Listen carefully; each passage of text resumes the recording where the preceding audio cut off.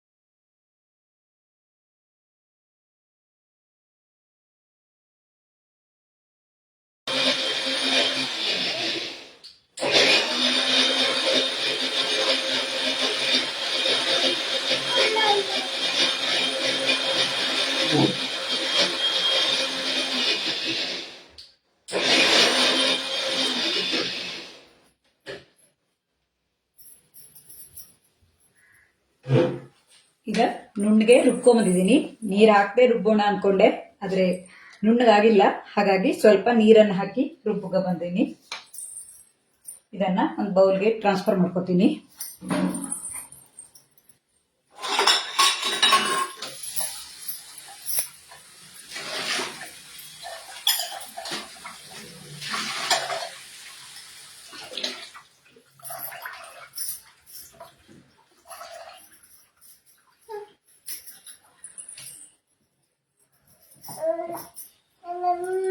ಇದನ್ನ ಒಂದು ಬೌಲ್ಗೆ ಹಾಕೊಳ್ಳೋಣ. ಸಾಸಿವೆ ಪರಿಮಳ ಇರೋದ್ರಿಂದ ತುಂಬಾ ಭಿನ್ನವಾಗಿರುತ್ತೆ. ನೀವು ಒಮ್ಮೆ ಮಾಡಿ ನೋಡಿ. ನಿಮ್ಗೆ ಖಾರ ಜಾಸ್ತಿ ಬೇಕು ಅಂದ್ರೆ ಹಸಿಮೆಣಸನ್ನ ಹಾಕೋಬಹುದು. ಇದನ್ನ ಈರುಳ್ಳಿ ಬೆಳ್ಳುಳ್ಳಿ ಇಲ್ಲದೆ ಮಾಡೋದನ್ನ ತೋರಿಸ್ತಾ ಇದ್ದೀನಿ. ಹಾಗೆ ಇದಕ್ಕೆ ಕೊತ್ತಂಬರಿ ಸೊಪ್ಪು ಪುದೀನ ಹಾಕಿಯೂ ಮಾಡ್ತಾರೆ, ಆದ್ರೆ ಕೆಲವರಿಗೆ ಕೊತ್ತಂಬರಿ ಸೊಪ್ಪು ಸೇರೋದಿಲ್ಲ. ಹಾಗಾಗಿ ನಾನು ಕೊತ್ತಂಬರಿ ಸೊಪ್ಪು ಹಾಕದೇನೆ ಮಾಡೋದು ಹೇಗೆ ಅಂತ ತೋರಿಸ್ತಾ ಇದ್ದೀನಿ.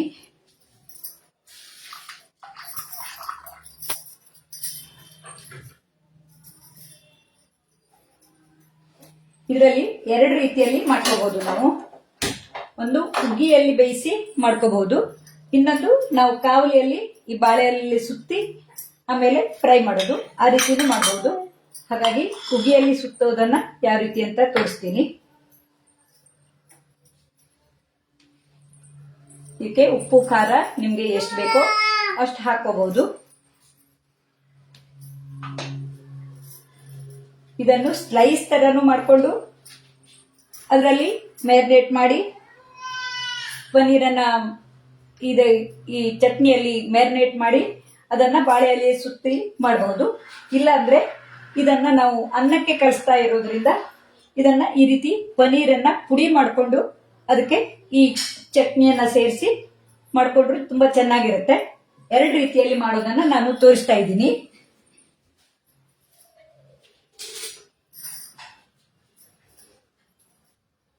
ಇದನ್ನ ಈ ಚಟ್ನಿಗೆ ಉಪ್ಪು ಖಾರ ಸರಿ ಇದೆ. ಇದನ್ನ ಈ ಪುಡಿ ಮಾಡ್ಕೊಂಡಿರ್ತೀವಲ್ಲ ಪನ್ನೀರನ್ನ, ಇದು ನಾನು ಮನೆಯಲ್ಲೇ ಮಾಡಿರುವಂತಹ ಪನ್ನೀರ್ ಆಗಿದೆ. ಪನ್ನೀರ್ ತಂದಿದ್ದು ಖಾಲಿಯಾಗಿತ್ತು, ಹಾಗಾಗಿ ಹಾಲನ್ನ ಲಿಂಬು ರಸ ಹಾಕಿ ಅದನ್ನ ಒಡೆದು ಆಮೇಲೆ ನೀರನ್ನ ಸೋಸಿ ಮಾಡಿರುವಂತ ಪನ್ನೀರ್ ಆಗಿದೆ ಇದು. ಇದಕ್ಕೆ ಈ ಚಟ್ನಿಯನ್ನ ಹಾಕಿ ಚೆನ್ನಾಗಿ ಕಲಿಸ್ಕೋಬೇಕು. ಸಾಸಿವೆ ಪರಿಮಳ ಇರೋದ್ರಿಂದ ಭಿನ್ನವಾಗಿರುತ್ತೆ. ನೀವು ಒಮ್ಮೆ ಮಾಡಿ ನೋಡಿ, ತುಂಬಾ ರುಚಿಯಾಗಿತ್ತು. ನನ್ನ ಅಕ್ಕನ ಮಗಳ ಮನೆ ಹೋದಾಗ ತುಂಬಾ ಸಲ ಮಾಡ್ತಿದ್ಲು, ಆದ್ರೆ ಅವಳು ಸಾಸಿವೆ ಎಣ್ಣೆಯನ್ನ ಉಪಯೋಗಿಸ್ತಿದ್ಲು. ನಾನಿಲ್ಲಿ ಅಮೂಲ್ ಘೀಯನ್ನ ಉಪಯೋಗಿಸಿ ಮಾಡಿ ತೋರಿಸ್ತಾ ಇದ್ದೀನಿ. ಸಾಸಿವೆ ಎಣ್ಣೆಯಲ್ಲಿ ಇನ್ನೊಂಚೂರು ಬೇರೆ ರೀತಿ ಬರುತ್ತೆ. ಯಾವುದೇ ಅಡುಗೆಯನ್ನ ನಮ್ಮಲ್ಲಿ ಲಭ್ಯವಿರುವಂತ ಸಾಮಗ್ರಿಗಳನ್ನ ಉಪಯೋಗಿಸಿ ಮಾಡಿದಾಗ ಅದರ ರುಚಿಯು ಸ್ವಲ್ಪ ಭಿನ್ನವಾಗಿರುತ್ತೆ. ಆದ್ರೆ ಅದಕ್ಕೆ ನಾವು ಬಂಗಾಳಿ ಡಿಶ್ ಅಂತ ಹೇಳೋಕೆ ಸರಿಯಾಗೋಲ್ಲೇನೋ. ಅದಕ್ಕೆ ನಮ್ದೇ ದಕ್ಷಿಣ ಭಾರತದ ಪನ್ನೀರ್ ಪತೂರಿ ಅನ್ಕೋಬಹುದು. ಈ ರೀತಿ ಈ ಪನ್ನೀರ್ಗೆ ತಾಗೋ ಹಾಗೆ ಮಾಡಿಕೊಂಡು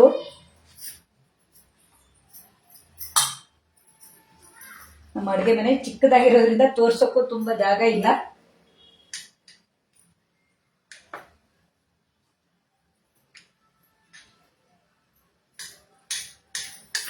ಈ ಬಾಳೆ ಎಲೆಯಲ್ಲಿ ಸುತ್ತಿ ಮಾಡೋದ್ರಿಂದ ಘಮ ತುಂಬಾ ಚೆನ್ನಾಗಿರುತ್ತೆ. ಕಾಣಿಸ್ತಾ ಇದೆ ಬೇಕಲ್ವಾ? ಕಾಣಿಸ್ತಾ ಇರ್ಬೇಕು ಅನ್ಕೊಂಡಿದೀನಿ.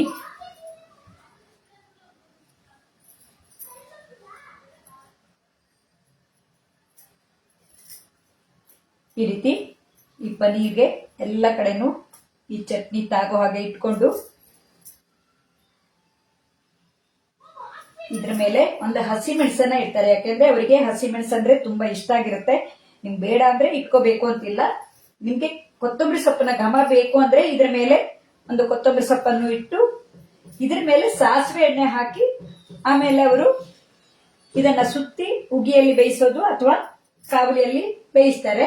ನಾನಿಲ್ಲಿ ಸಾಸಿವೆ ಎಣ್ಣೆ ಬದಲಿಗೆ ತುಪ್ಪವನ್ನ ಹಾಕ್ತಾ ಇದ್ದೀನಿ. ತುಪ್ಪದ ಘಮ ಇದ್ರೆ ಇನ್ನೊಂದು ರೀತಿಯಾಗಿರುತ್ತೆ. ಹಸಿ ಸಾಸಿವೆ ಜೊತೆಗೆ ಈ ರೀತಿ ತುಪ್ಪದ ಘಮ ಇದ್ರೆ ತುಂಬಾ ರುಚಿಯಾಗಿರುತ್ತೆ. ಅಮೂಲ್ ಘೀಯನ್ನು ಉಪಯೋಗಿಸಿ ಇದನ್ನ ನಾವು ಕಡುಬೆಲ್ಲ ಮಾಡ್ತೀವಲ್ಲ ಅದೇ ರೀತಿನೇ 4 ಕಡೆನೂ ಫೋಲ್ಡ್ ಮಾಡಿ ಈ ಬಾಳೆ ಎಲೆಯನ್ನ ನಾನು ಮೊದಲಿಗೆ ಬಾರಿಸಿ ಇಟ್ಕೊಂಡಿದ್ದೀನಿ. ಹಾಗಾಗಿ ಸುಲಭವಾಗಿ ಈ ರೀತಿಯಾಗಿ ಮಡ್ಚೋಕೆ ಬರುತ್ತೆ. ನಾನಿಲ್ಲಿ ಇದನ್ನ ಒಂದೇ ಒಂದೇ ಬುತ್ತಿಯನ್ನಾಗಿ ಮಾಡಿ ತೋರಿಸ್ತಾ ಇದ್ದೀನಿ ನೋಡಿ. ಉಗಿಯಲ್ಲಿ ಬೇಯಿಸೋಕೆ ಇದೊಂದನ್ನ ಇದರೊಳಗೆ ಇಡ್ತಾ ಇದ್ದೀನಿ. ಬೇಗನೆ ಬೇಯುತ್ತೆ ಪನೀರ್, ತುಂಬಾ ಬೇಗ ಬೇಯುತ್ತೆ. ಈ ಮಸಾಲೆ ಒಟ್ಟಿಗೆ ಬಾಳೆ ಎಲೆ ಘಮ ಬರೋಕೆ ಅಂತ ಇದನ್ನ ಬೇಯಿಸ್ಕೊಳ್ಳೋದು. ಇಲ್ಲಾಂದ್ರೆ ಪನೀರನ್ನ ಹಾಗೇನು ಇದರೊಟ್ಟಿಗೆ ಇಟ್ಟು ತಿನ್ನೋಕ್ಕಾಗೋಲ್ಲ, ರುಚಿ ಇರೋಲ್ಲ. ಆದ್ರೆ ಬೇಯಿಸ್ಕೊಂಡ್ರೆ ಅಥವಾ ಫ್ರೈ ಮಾಡ್ಕೊಂಡ್ರೆ ತುಂಬಾ ಚೆನ್ನಾಗಿರುತ್ತೆ, ಬೇಗನೆ ಬೆಂದು ಬರುತ್ತೆ. ಈ ಮಸಾಲೆಯಲ್ಲಿ ಇವೆಲ್ಲವೂ ಮಿಕ್ಸ್ ಆಗಿ ಬರುತ್ತೆ. ಹಾಗೆ ನೋಡಿ, ಪನೀರ್ ಸ್ಲೈಸ್ ಅನ್ನ ಮಾಡಿ ಇಟ್ಕೊಂಡಿದ್ನಲ್ಲ, ಇದನ್ನ ಇದರಲ್ಲಿ ಮ್ಯಾರಿನೇಟ್ ಮಾಡ್ಕೋಬೇಕಿತ್ತು. ನಾನು ಮೊದಲೇ ಹಾಕಿಡೋಕೆ ಮರ್ತೆ. ನಾನು ಇದರಲ್ಲಿ ಚೆನ್ನಾಗಿ ಎರಡೂ ಕಡೆ ತಾಗೋ ಹಾಗೆ ಮಾಡಿಕೊಂಡು ಕಾವಲಿಯನ್ನು ಹಚ್ಕೊಂಡ್ಬಿಡ್ತೀನಿ. ಕಾವಲಿ ಕಾಣ್ತಾ ಇದೆಯಾ? ಕಾವಲಿ ಕಾಣ್ತಾ ಇಲ್ಲ. ಕಾವಲಿ ಬಿಸಿಗಿಟ್ಕೊಂಡಿದ್ದೀನಿ.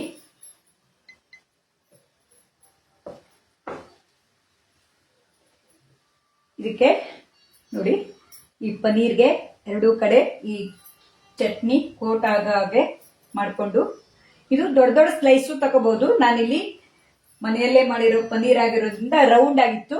ಅದ್ರ ಮೇಲೆ ಇನ್ನೊಂದು ಇಟ್ಬಿಡ್ತೀನಿ, ಯಾಕೆಂದ್ರೆ ತುಂಬಾ ಚಿಕ್ಕದಾಗಿರುತ್ತೆ. ನಾವು ಬೇಯಿಸುವಾಗ ಸ್ವಲ್ಪ ಜಾಸ್ತಿನೇ ಇದ್ರೆ ಈ ಚಟ್ನಿ ಎಲ್ಲ ಇದಕ್ಕೆಲ್ಲ ತಾಗೋಕೆ ತುಂಬಾ ಚೆನ್ನಾಗಿರುತ್ತೆ. ಇದನ್ನ ಹೀಗೆ ಫೋಲ್ಡ್ ಮಾಡಿ, ಬೇಕಿದ್ರೆ ಇದು ಬಿಚ್ಚದೇ ಇದ್ದಂಗೆ ಇದಕ್ಕೆ ಒಂದು ಗಂಟು ಹಾಕೋಬಹುದು ಸುತ್ತೋಕೆ. ಯಾರ್ಯಾರು ಲೈವ್ ಬಂದಿದ್ದೀರೋ ಅವರಿಗೆಲ್ಲ ಥ್ಯಾಂಕ್ ಯು ಹೇಳ್ತೀನಿ. ಇವತ್ತು ನಮ್ಮನೆಯವ್ರಿಗೆ ಸ್ವಲ್ಪ ಆರಾಮಿಲ್ಲದೆ ಇರೋದ್ರಿಂದ ನಾನು ಸ್ಟ್ಯಾಂಡ್ ಅನ್ನ ಇಟ್ಕೊಂಡು ಮಾಡಿ ತೋರಿಸ್ತಾ ಇದ್ದೀನಿ. ಯಾರಾದ್ರೂ ಲೈವ್ ಬಂದ್ರೆ ಗೊತ್ತಾಗೋಲ್ಲ. ಇದು ಬಿಚ್ಚದೇ ಇರೋ ತರ ನಾವು ಈ ರೀತಿ ಒಂದು ಗಂಟು ಹಾಕೋಬಹುದು. ಬಿಚ್ಚೋಲ್ಲ, ಆದ್ರೂ ಒಂದು ಗಂಟು ಹಾಕೊಂಡ್ರೆ ಚೆನ್ನಾಗಿರುತ್ತೆ. ಈ ರೀತಿ ರೆಡಿ ಮಾಡಿ ಇಟ್ಕೊಳ್ಳೋಣ. ಹಾಗೆ ಉಳಿದಿರೋ ಪನೀರನ್ನು ನಾವು ಈ ರೀತಿ ಎರಡೆರಡು ಸ್ಲೈಸ್ ಇಟ್ಕೊಳ್ಬೇಡೋಣ, ಯಾಕೆಂದ್ರೆ ನಾನು ಇಲ್ಲಿ ಚಿಕ್ಕ ಚಿಕ್ಕದಾಗಿ ಕತ್ತರಿಸ್ಕೊಂಡ್ಬಿಟ್ಟಿದ್ದೀನಿ. ಬೆಳಿಗ್ಗೆ ಗಡಿಬಿಡಿಯಲ್ಲಿ ಅಗಲ ಮಾಡಿಡೋಕೆ ಮರ್ತೆ. ನಾನು ಮನೆಯಲ್ಲೇ ಮಾಡಿರೋ ಪನೀರ್ ಆಗಿರೋದ್ರಿಂದ ಚಿಕ್ಕ ಚಿಕ್ಕದಾಗಿದೆ. ಸಾರಿ, ಇದ್ರ ಮೇಲೆ ಅದೇ ಮೊದಲೇ ಹೇಳಿದಾಗೆ ಹಸಿ ಮೆಣಸನ್ನ ಇಟ್ಟು ಕೊತ್ತಂಬರಿ ಸೊಪ್ಪು ಅಥವಾ ಹಾಗೇನೆ ಸಾಸಿವೆ ಎಣ್ಣೆ ಅಥವಾ ತುಪ್ಪವನ್ನ ಹಾಕಿ ಬೇಯಿಸೋಕಿಡ್ಬೇಕು. ಮೊದಲಿಂದಕ್ಕೆ ನಾನು ಹಾಕೇ ಇಲ್ಲ. ಈ ರೀತಿ ಹಾಕಿ ಫೋಲ್ಡ್ ಮಾಡಿ, ಈ ರೀತಿ ಮಾಡೋದ್ರಿಂದ ಘಮ ಜಾಸ್ತಿ ಬರುತ್ತೆ ಅಂತ. ಇದಕ್ಕೆ ನಾನು ಸ್ವಲ್ಪ ತುಪ್ಪ ಅಥವಾ ಸಾಸಿವೆ ಎಣ್ಣೆ ಹಾಕ್ಬೇಕಿತ್ತು. ಸಾಸಿವೆ ಎಣ್ಣೆ ಇದೆ, ಅಲ್ಲಿ ಇದೆ, ಆದ್ರೆ ನಾನು ಬೇಡ ಅಂತೇಳಿ ತುಪ್ಪವನ್ನೇ ಹಾಕಿ ತೋರಿಸ್ತಾ ಇದ್ದೀನಿ. ಹಸಿ ಮೆಣಸನ್ನು ಹಾಕೋಬಹುದು, ಯಾಕೆಂದ್ರೆ ಈ ಹಸಿ ಮೆಣಸಿನ ಪರಿಮಳನು ಬಂದಿರುತ್ತೆ. ನಾವು ಬಿಸಿ ಮಾಡುವಾಗ ಹಸಿ ಮೆಣಸಿನ ಪರಿಮಳ ಬರುತ್ತೆ. ನಿಮ್ಗೆ ಕೊತ್ತಂಬರಿ ಸೊಪ್ಪು ಬೇಡ ಅಂದ್ರೆ ಹಾಕೊಳ್ಳದೇನು ಇರಬಹುದು. ರುಬ್ಬುವಾಗ ಹಾಕಿದ್ರು ಅದು ಬೇರೆ ರೀತಿಯ ರುಚಿ ಕೊಡುತ್ತೆ. ಇದು ಸಿಂಪಲ್ ಆಗಿ ಮಾಡಿರುವಂತದ್ದು.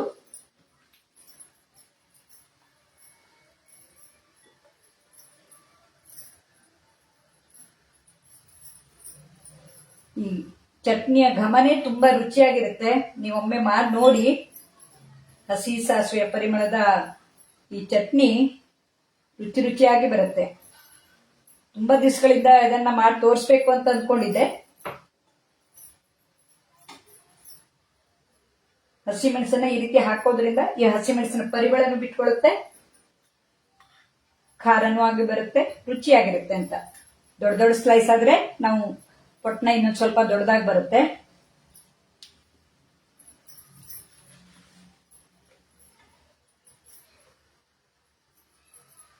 ಅನ್ನದೊಟ್ಟಿಗೆ ಈ ಪನೀರ್ದು ಪತೋರಿ ತುಂಬಾ ರುಚಿಯಾಗಿರುತ್ತೆ.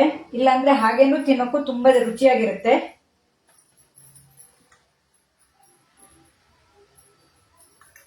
ಸಾಸಿವೆ ಎಣ್ಣೆ ಹಾಕಿದ್ರೆ ಇನ್ನು ಘಮ ಬೇರೆ. ನಾನಿಲ್ಲಿ ಪುಟ್ಟದಾಗಿರೋದ್ರಿಂದ ಚಿಕ್ಕ ಹಸಿಮೆಣಸನ್ನ ಹಾಕಿದ್ದೀನಿ. ಇಲ್ಲಾಂದ್ರೆ ದೊಡ್ಡದಾಗಿರೋ ಹಸಿಮೆಣಸನ್ನೇ ಹಾಕು ಬೇಯಿಸ್ಕೊಂಡ್ರು ತುಂಬಾ ಚೆನ್ನಾಗಿರುತ್ತೆ. ಈ ರೀತಿ ಫೋಲ್ಡ್ ಮಾಡ್ಕೋಬೇಕು. ನಾನಿಲ್ಲಿ 4 ಪನ್ನೀರ್ನ ಪೊಟ್ಟಣವನ್ನ ಮಾಡ್ಕೊಂಡಿದ್ದೀನಿ. ಇದಕ್ಕೆ ಏನ್ ಮಾಡ್ತಾರೆ ಅಂದ್ರೆ ಸಾಸಿವೆ ಎಣ್ಣೆಯನ್ನ ಹಾಕ್ತಾರೆ ಈ ಕಾವಲಿಗೆ. ಈ ದೋಸೆ ಕಾವಲಿ ಅಂತೀವಲ್ಲ, ಬಾಂಡ್ಲೆ ಕಾವಲಿ ಏನ್ ಹೇಳ್ತೀರ ನಾವು, ದೋಸೆ ಬಂಡಿ ಅನ್ನೋದು. ಇದಕ್ಕೆ ತುಪ್ಪವನ್ನ ಹಾಕಿ ಮಾಡಿ ತೋರಿಸ್ತಾ ಇದ್ದೀನಿ. ಇದ್ರ ಬದಲಿಗೆ ನಾವು ಸಾಸಿವೆ ಎಣ್ಣೆ ಹಾಕಿದ್ರೆ ಸಾಸಿವೆ ಎಣ್ಣೆ ಘಮ ಆಗಿರುತ್ತೆ. ನನಗೂ ಮೊದಲೇ ಎಲ್ಲ ಈಗ ಅನಿಸ್ತಿತ್ತು, ನಾವು ಈ ತುಪ್ಪ ಹಾಕಿದ್ರೆ ಬಾಳೆ ಎಲೆ ನಾವೇನು ತಿನ್ನೋದಿಲ್ಲ, ಇದೇನ್ ಚೆನ್ನಾಗಿರುತ್ತೆ ಅಂತ. ಆದ್ರೆ ಈ ಬಾಳೆ ಎಲೆ ಎಣ್ಣೆ ಅಥವಾ ತುಪ್ಪದಲ್ಲಿ ಬೇಯಿಸಿದ ಘಮ ಭಿನ್ನವಾಗಿರುತ್ತೆ. ಹಾಗಾಗಿ ಈ ರೀತಿ ಎಣ್ಣೆ ಅಥವಾ ತುಪ್ಪವನ್ನು ಹಾಕಬೇಕು.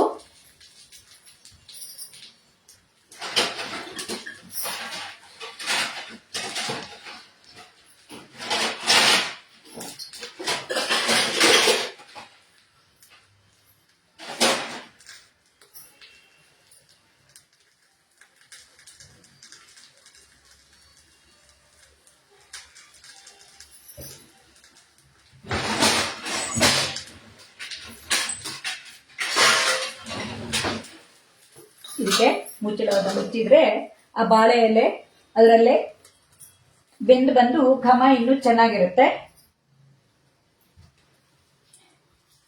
ಆಶಾ ಸೋಮನಾಥ್ ಅವರು ಸೂಪರ್ ಅಂತ ಇದ್ದಾರೆ, ರಮ್ಯಾ ಗೌರಿ ಸೂಪರ್ ರೆಸಿಪಿ ಅಂತ ಹಾಕಿದ್ದಾರೆ, ಪುಷ್ಪಲತಾ ಅವರು ಮೈ ಡಾಟರ್ ಸೇ ಬೆಂಗಾಲಿ ಅಂತ ಹೇಳಿದ್ದಾರೆ. ಪುಷ್ಪಲತಾ ಅವರಿಗೆ ಕೇಳಿ, ಪುಷ್ಪಲತಾ ನಿಮ್ ಸೊಸೆಗೆ ಕೇಳಿ ಇದರಲ್ಲೇ ಭಿನ್ನವಾಗಿ ಮಾಡ್ತಾರಾ ಏನು ಅಂತ. ನೀವೆಲ್ಲ ಲೈವ್ ಅಲ್ಲಿ ಬಂದು ಪ್ರೋತ್ಸಾಹ ನೀಡ್ತಾ ಇರೋದಕ್ಕೆ ತುಂಬಾ ಖುಷಿ ಆಗತ್ತೆ.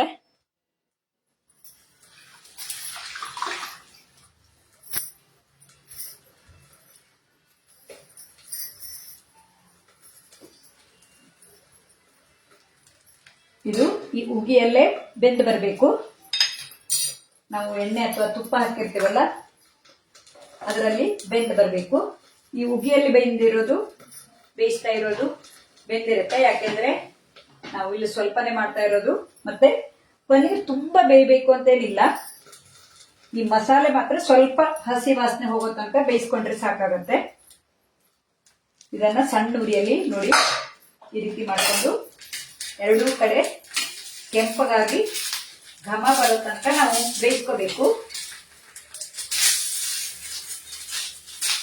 ಮೊದಲಿಗೆ ಹೇಳಿದಾಗೆ ಇದಕ್ಕೆ ಸಾಸಿವೆ ಎಣ್ಣೆ ಹಾಕಿದ್ರೆ ಘಮ ಬೇರೆ ಇರುತ್ತೆ. ನಾನಿಲ್ಲಿ ಅಮೂಲ್ ಪ್ರಾಡಕ್ಟ್ ಅನ್ನು ಉಪಯೋಗಿಸಬೇಕು ಅಂತ ಈ ರೀತಿಯಾಗಿ ಮಾಡ್ತಾ ಇದ್ದೀನಿ. ಸಣ್ಣ ಉರಿಯಲ್ಲಿ ಈ ರೀತಿ ಮಾಡ್ಕೋಬೇಕು. ಬಂಗಾಳಿ ಡಿಶ್ ನಲ್ಲಿ ಗಸಗಸೆ ತುಂಬಾ ಉಪಯೋಗಿಸಿ ಈ ರೀತಿ ಡಿಶ್ ಗಳನ್ನ ಮಾಡ್ತಾ ಇರ್ತಾರೆ.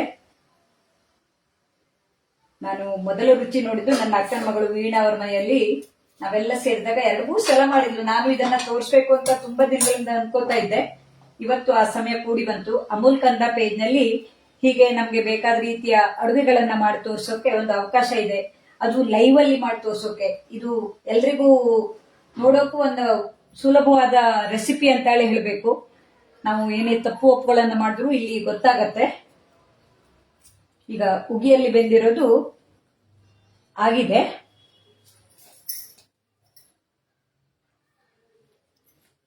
ನೀವೆಲ್ಲ ನೋಡ್ತಾ ಪ್ರೋತ್ಸಾಹ ನೀಡ್ತಾ ಇರೋದಕ್ಕೆ ತುಂಬಾ ಖುಷಿ ಆಗತ್ತೆ.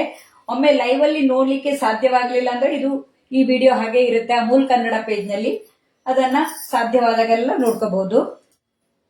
ಇದರಿಂದ ಎಷ್ಟೋ ಅಡುಗೆಗಳನ್ನ ನಾವು ಕಲಿಯೋಕೆ ಅವಕಾಶ ಆಗಿದೆ. ಈ ಅಮೂಲ್ ಕನ್ನಡ ಪೇಜ್ ನಲ್ಲಿ ನಮ್ಗೆ ಲೈವ್ ಅಡುಗೆಯಲ್ಲಿ ದಿನಕ್ಕೂ 3-4 ಅಡುಗೆ ಬರುತ್ತೆ. ಇದೊಂದು ಅವಕಾಶ ಮಾಡಿಕೊಟ್ಟಿರೋ ಟೀಮ್ನವರಿಗೆ ಥ್ಯಾಂಕ್ಸ್ ಹೇಳಲೇಬೇಕು. ನಾನಂತೂ ಜನವರಿಯಿಂದ ಸೇರಿದ ನಂತರ ಒಂದು 10-15 ರೀತಿ ಡಿಶ್ ಅನ್ನ ಮಾಡಿದೀನಿ. ನಂಗಂತೂ ಖುಷಿ, ಯಾಕೆಂದ್ರೆ ನಮ್ಗೆ ಗೊತ್ತಿರೋ ಅಡುಗೆಯನ್ನ ಲೈವ್ ಅಲ್ಲಿ ಮಾಡಿ ತೋರಿಸ್ತಾ ಇರೋಕೆ ಎಲ್ರು ಇಷ್ಟು ದಿವಸ ಯೂಟ್ಯೂಬ್ ಅಲ್ಲಿ ಮಾಡ್ತಿದ್ಯಾ ಅಂತ ಹೇಳ್ತಾ ಇದ್ರು. ಈಗ ಅಮೂಲ್ ಕನ್ನಡ ಪೇಜ್ ನಲ್ಲಿ ಮಾಡ್ತಾ ಇರೋದಕ್ಕೆ ನಮ್ಮ ನೆಂಟರಿಷ್ಟರೆಲ್ಲ ಸಿಕ್ಕಿದಾಗ ಹೇಳೋದಾಗ ನೋಡಿದಾಗ ತುಂಬಾ ಖುಷಿ ಆಗತ್ತೆ. ಹಾಗಾಗಿ ಇದೊಂದು ಒಳ್ಳೆ ಅವಕಾಶ ಆಗಿದೆ. ಎಷ್ಟೋ ಮಂದಿ ಫ್ರೆಂಡ್ಸ್ ಆಗಿದ್ದಾರೆ, ಎಷ್ಟೋ ಮಂದಿ ನಮ್ಗೆ ಈ ರೀತಿ ಲೈವ್ ಅಲ್ಲಿ ಬಂದು ಪ್ರೋತ್ಸಾಹ ಕೊಡ್ತಾರೆ.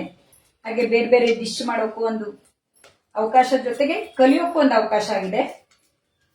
ಈ ರೀತಿ ಈ ಬಾಳೆ ಎಲೆ ಚೆನ್ನಾಗಿ ಸುಡೋ ತನಕ ಬೇಯಿಸ್ಕೊಂಡ್ರೆ ಒಳಗಿನ ಮಸಾಲೆನು ಚೆನ್ನಾಗಿ ಬೆಂದು ಬಂದಿರುತ್ತೆ. ನಾವು ಹಸಿ ಸಾಸಿವೆ ಗಸಗಸೆ ಎಲ್ಲ ಹಾಕಿರ್ತೀವಲ್ಲ ಅದೆಲ್ಲ ಬೆಂದು ಬಂದ್ಕೊಂಡು ತಿನ್ನೋಕೆ ತುಂಬಾ ರುಚಿಯಾಗಿರುತ್ತೆ. ನೋಡಿ ಈ ರೀತಿ ಚೆನ್ನಾಗಿ ಬಿಸಿ ಆಗೋ ತನಕ ಬೇಯಿಸ್ಕೋಬೇಕು. ಇಲ್ಲಿ ಬಾಳೆ ಎಲೆ ಘಮ ಅಂತೂ ತುಂಬಾ ಬರ್ತಾ ಇದೆ, ಹಾಗೆ ಸಾಸಿವೆ ಮಸಾಲೆದು ಪರಿಮಳನೂ ತುಂಬಾ ಚೆನ್ನಾಗಿದೆ. ನೀವು ಒಮ್ಮೆ ಟ್ರೈ ಮಾಡಿ ನೋಡಿ. ಯಾರು ಮಾಡಿಲ್ಲ ಅಂದ್ರೆ ಮಾಡಿ, ಅಥವಾ ಮಾಡಿದ್ದರೆ ನಾನು ಮಾಡೋದ್ರಲ್ಲಿ ಏನಾದ್ರೂ ಹೆಚ್ಚು ಕಡಿಮೆ ಇದ್ರು ಹೇಳಿ. ಯಾಕೆಂದ್ರೆ ನಾನು ನನ್ನ ಸ್ವಂತ ರೆಸಿಪಿಯಲ್ಲೇ ಸ್ವಲ್ಪ ಮಾಡಿಫಿಕೇಶನ್ ಮಾಡ್ಕೊಂಡು ಮಾಡ್ತಾ ಇರುವಂತದ್ದು. ಪ್ಯೂರ್ ಬೆಂಗಾಲ್ ಡಿಶ್ ಅಂತಲ್ಲ, ನಮ್ಗೆ ಲಭ್ಯವಿರುವಂತಹ ಸಾಮಗ್ರಿಗಳನ್ನ ಉಪಯೋಗಿಸಿ ಮಾಡಬಹುದು ಅಂತ ಈ ವಿಡಿಯೋವನ್ನ ಹಂಚ್ಕೊಳ್ತಾ ಇರುವಂತದ್ದು.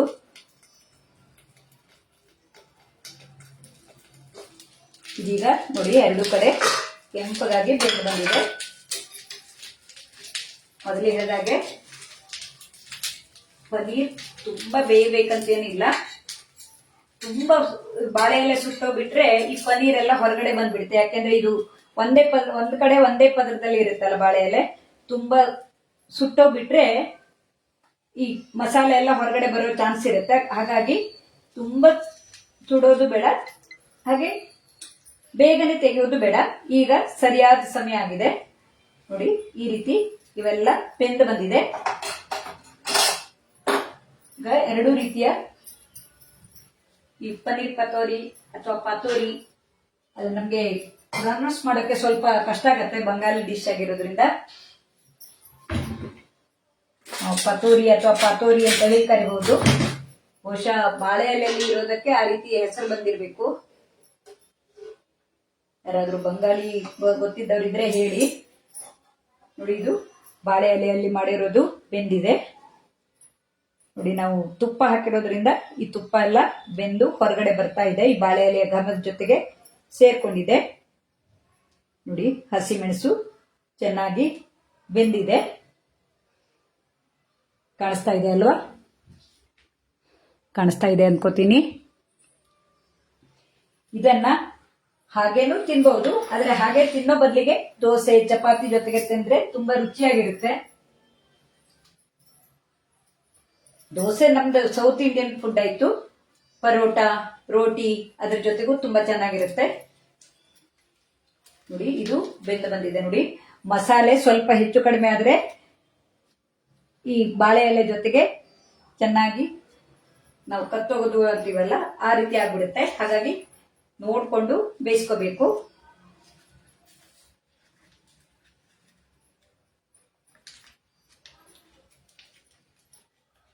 ನೋಡಿ ಈ ರೀತಿ ಇರೋದನ್ನ ಅನ್ನದ ಜೊತೆಗೆ ಸರ್ವ್ ಮಾಡ್ಕೋಬೇಕು.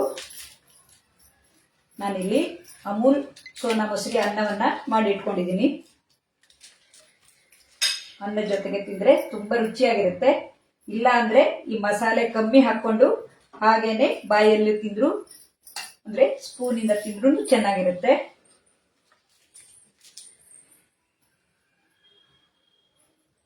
ಇದಕ್ಕೆ ಸಾಸಿವೆ ಎಣ್ಣೆ ಹಾಕಿದ್ರೆ ಮೊದಲೇ ಹೇಳಿದಾಗೆ ಬೇರೆ ರುಚಿ ಇರುತ್ತೆ. ನಾನಿಲ್ಲಿ ತುಪ್ಪವನ್ನ ಹಾಕಿದ್ದೀನಿ.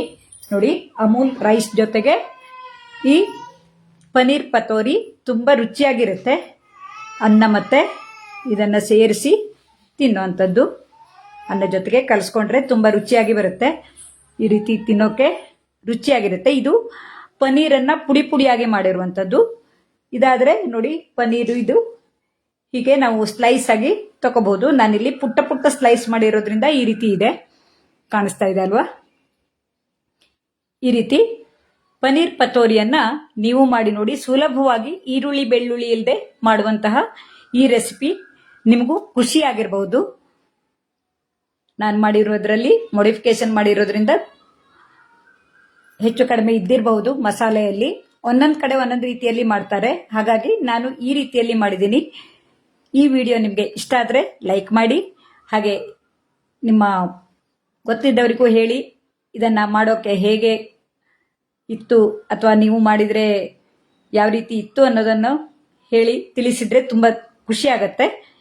ಈ ಅಮೂಲ್ ಕನ್ನಡ ಪೇಜ್ನಲ್ಲಿ ಈ ಲೈವ್ ಅಡುಗೆ ಮಾಡೋಕೆ ಅವಕಾಶ ಕೊಟ್ಟಂತ ಟೀಮ್ನವರಿಗೆಲ್ಲರಿಗೂ, ಅದರಲ್ಲೂ ಮುಖ್ಯವಾಗಿ ಸಮೀರ್ ಮತ್ತು ನಂದಿನಿ ಅವರು ನಮಗೆ ನೇರವಾಗಿ ಸಂಪರ್ಕದಲ್ಲಿ ಇರುವಂತವರು, ಅವರಿಗೆಲ್ಲ ಧನ್ಯವಾದಗಳನ್ನು ಅರ್ಪಿಸ್ತಾ ಈ ವಿಡಿಯೋವನ್ನ ನಿಮ್ಮೊಡನೆ ಹಂಚಿಕೊಳ್ತಾ ಇದ್ದೀನಿ.